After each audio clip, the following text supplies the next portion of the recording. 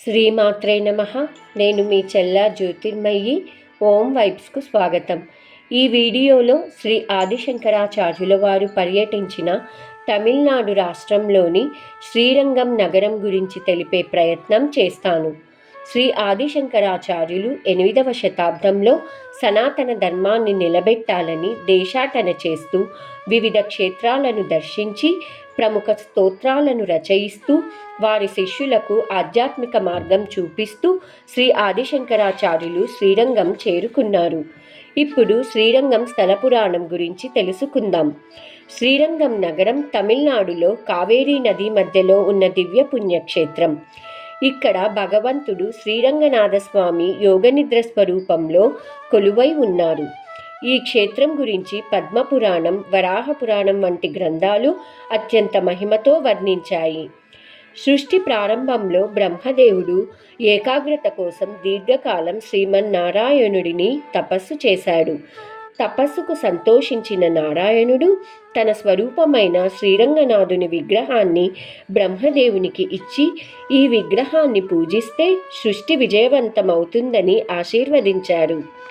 బ్రహ్మదేవుడు ఆ విగ్రహాన్ని సత్యలోకంలోని విశ్వనాభి మండలంలో ప్రతిష్ఠించి ప్రతిరోజు పూజించారు.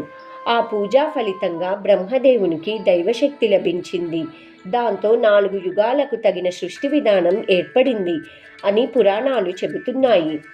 తరువాత బ్రహ్మదేవుడు ఆ విగ్రహాన్ని ఇక్ష్వాకుల వంశానికి అప్పగించి ధర్మపరులచే పూజించబడితే మానవలోకానికి శాంతి కలుగుతుంది అని ఆశీర్వదించారు. ఈ విగ్రహం తరతరాలుగా ఆ వంశంలో పూజించబడుతూ చివరికి శ్రీరాముని చేతికి చేరింది. శ్రీరాముడి పట్టాభిషేకం తరువాత లంకరాజు విభీషణుడు ఆయనను దర్శించేందుకు వచ్చారు.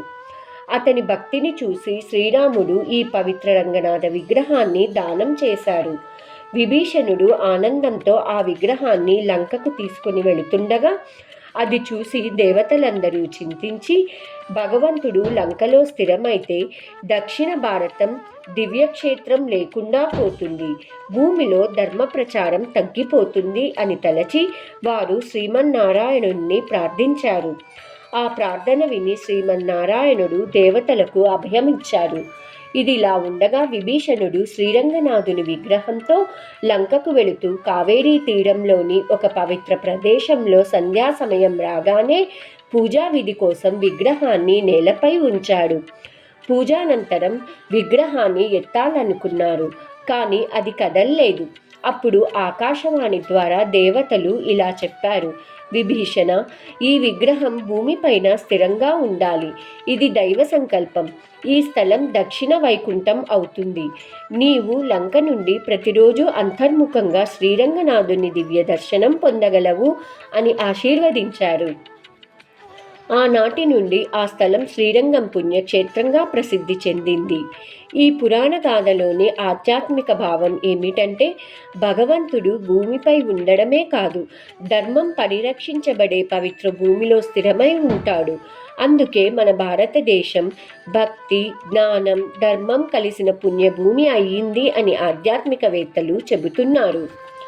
ద్వాపర యుగంలో అనేక మహర్షులు శ్రీరంగనాథుణ్ణి భక్తితో ఆరాధించారు. కురుక్షేత్ర ఘట్టంలో అర్జునుడు విశ్వరూప దర్శనం పొందినప్పుడు కనిపించిన అనంత శక్తులు చివరగా శాంతి స్వరూపంలో లీనమవుతాయి. అదే రూపం శ్రీరంగనాథుని యోగనిద్ర స్వరూపం. ఈ స్వరూపాన్ని మనం ఇప్పటికీ శ్రీరంగం పుణ్యక్షేత్రంలో దర్శించుకోవచ్చు. కలియుగంలో శ్రీరంగం క్షేత్రం 7 ప్రాకారాలతో నిర్మితమై ఉంది. దీనిని సప్త ప్రాకారాలు అని అంటారు. ఇది సుమారు 11 కిలోమీటర్ల విస్తీర్ణంలో ఉంటుంది. ప్రతి ప్రాకారం ఒక ఆధ్యాత్మిక ఆవరణంలా ఉంటుంది. పద్మపురాణం మరియు శ్రీరంగ మహత్యం గ్రంథాల ప్రకారం ఈ సప్త ప్రాకారాల ప్రదక్షిణ చేసిన వారు వైకుంఠ ప్రాప్తిని పొందుతారని చెబుతున్నారు.